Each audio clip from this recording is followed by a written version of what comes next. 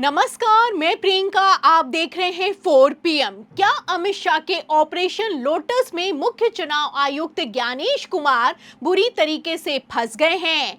खबर है कि एक तरफ चुनाव आयोग ने राज्यसभा उपचुनाव की तारीखों का ऐलान किया है, तो वहीं दूसरी तरफ नोटिस जारी होते ही कैसे टीएमसी के बागी गुट ने अचानक से पलटी मार दी है और मानसून सत्र के ठीक पहले कैसे 22 सांसदों ने अमित शाह को तगड़ा झटका दिया है, आपको एक एक करके बताएंगे। लेकिन पहले खेल समझिए।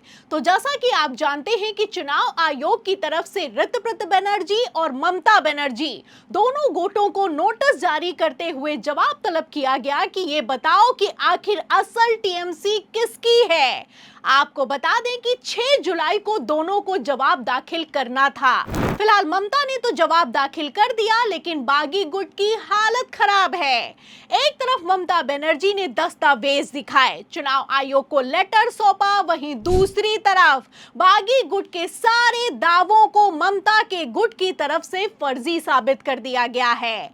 फिलहाल अब इसी को लेकर पेंच फंस गया है, क्योंकि ममता बनर्जी के पास तो सबूत मौजूद हैं, लेकिन बागी गुट के पास ना ही दस्तावेज मौजूद हैं और ना ही टीएमसी का कंट्रोल मौजूद है। आपको बता दें कि एक तरफ बागी गुट किसी तरह का कोई जवाब चुनाव आयोग को देने के लिए तैयार नहीं है, वहीं दूसरी तरफ मुख्य चुनाव आयुक्त ज्ञानेश कुमार टीएमसी के बागियों की सदस्यता खारिज करने के लिए मजबूर हो गए हैं, क्योंकि पहले तो बागी गुट की तरफ से चुनाव आयोग से जब समय मांगा गया तो चुनाव आयोग ने 10 जुलाई तक का समय दिया था, लेकिन फिलहाल अब इसी को लेकर पूरा खेल पलटता हुआ नजर आ रहा है, क्योंकि लेटेस्ट खबर निकलकर सामने आई है कि टीएमसी के बागी गुट की तरफ से चुनाव आयोग से 15 दिनों का समय मांगा गया है। तो फिलहाल आप समझ सकते हैं कि बागी गुट किस तरीके से अपने ही बनाए जाल में बुरी तरीके से फंसता हुआ नजर आ रहा है। एक तरफ बागी गुट जवाब देने के लिए तैयार नहीं है, वहीं दूसरी तरफ मुख्य चुनाव आयुक्त ज्ञानेश कुमार की हालत भी खराब दिखाई दे रही है। आप अच्छे से जानते हैं कि 24 जुलाई के लिए चुनाव आयोग ने बंगाल की 3 राज्यसभा सीटों पर उपचुनाव की तारीखों का ऐलान कर दिया है।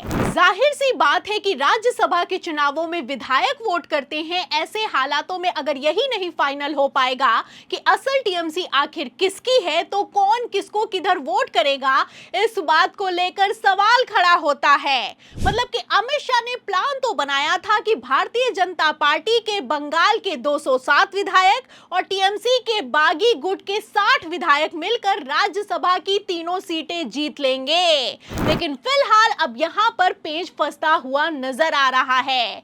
आप देख सकते हैं कि एक तरफ ज्ञानेश कुमार ने अमित शाह का राज्यसभा में 2/3 बहुमत पूरा करने के लिए अचानक से चुनाव की तारीखों का ऐलान किया। फिलहाल अब ये चुनाव हो पाएगा या फिर कि नहीं हो पाएगा, इसको लेकर भी सवाल खड़ा हो गया है।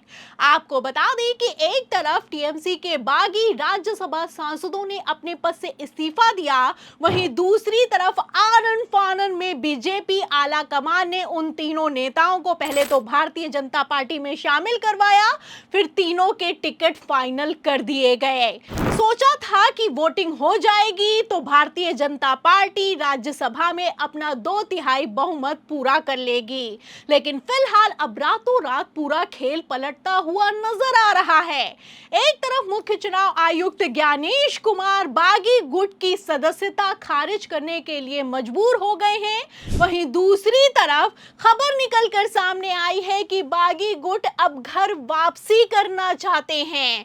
आपको बता दें कि लेटेस्ट खबर के मुताबिक बागी गुट ने ममता बनर्जी के सामने शर्त रखी है कि अगर अभिषेक बनर्जी को सक्रिय राजनीति से दूर कर दिया जाएगा तो बागी गुट टीएमसी में वापसी कर सकते हैं। और ये बयान किसी छुटभैया नेता की तरफ से नहीं, तृणमूल कांग्रेस के वरिष्ठ नेता, उत्तर बंगाल विकास विभाग के पूर्व मंत्री और बागी गुट के मुख्य किरदार रहे रविंद्रनाथ घोष की तरफ से निकलकर सामने आया है। तो आप देख सकते हैं कि बागी गुट न घर का रहा न घाट की स्थिति में बुरी तरीके से फंस गया है। एक तरफ बागी गुट ममता बनर्जी के सामने सरेंडर हुआ है, वहीं दूसरी तरफ ममता बागी गुट को वापस लेने के लिए तैयार नहीं है। आपको बता दें कि ममता बनर्जी ने भी मौके पर चौका जड़ा है। ममता बनर्जी की तरफ से चुनाव आयोग को पत्र लिख दिया गया है और कहा गया है कि बागी गुट को और समय नहीं देना चाहिए और चुनाव आयोग को तत्काल प्रभाव से एक्शन लेना चाहिए। आप अच्छे से जानते हैं कि अगर ममता बनर्जी ने तय समय सीमा के अंदर चुनाव आयोग में अपने कागजात सबमिट नहीं किए होते तो ममता की से टीएमसी का पूरा कंट्रोल छीन लिया जाता। लेकिन यहां पर पूरा खेल उल्टा पड़ गया है, क्योंकि बागी गुट के पास दस्तावेज मौजूद नहीं है। इसलिए आप देख सकते हैं कि किस तरीके से मुख्य चुनाव आयुक्त ज्ञानेश कुमार भी अपना पूरा सिस्टम लगाकर बागी गुट को बचाने में जुटे हुए हैं। आपको बता दें कि अमित शाह ने एक तरफ जहां मानसून सत्र के ठीक पहले 2/3 बहुमत जुटाने के लिए अपनी पूरी ताकत लगा रखी है, वहीं दूसरी तरफ ज्ञानेश कुमार की हालत खराब दिखाई दे रही है।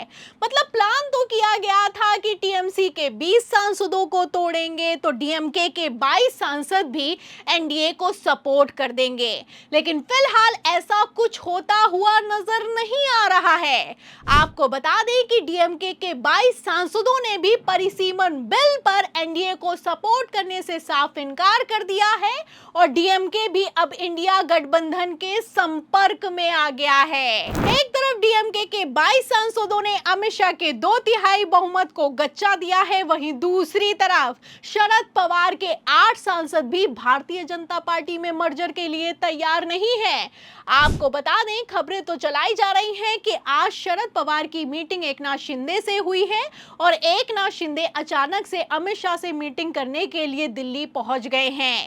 एक तरफ खबर निकलकर सामने आई है, वहीं दूसरी तरफ सुप्रिया सूले ने इन सभी खबरों को खारिज कर दिया है। तो फिलहाल आप देख सकते हैं कि किस तरीके से 2/3 बहुमत जुटाने के चक्कर में अमित शाह ने ज्ञानेश कुमार से लेकर प्रधानमंत्री नरेंद्र मोदी की कुर्सी तक को फंसा कर रख दिया है।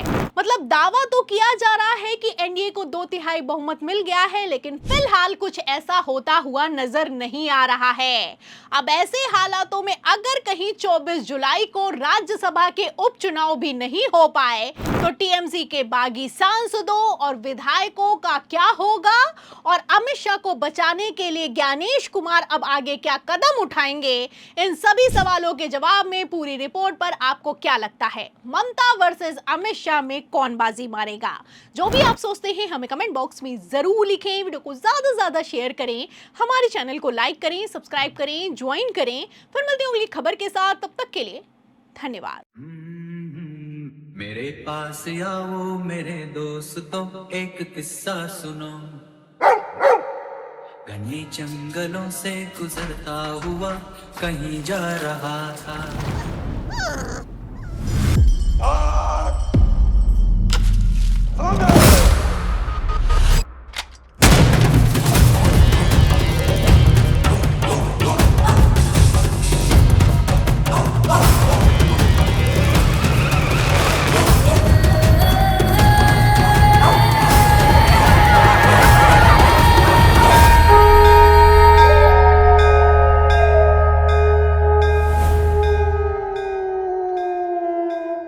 फिर क्या हुआ? La la la la la la la la la la la la la la la la la. La la la la la la la la la la la la la la la la la.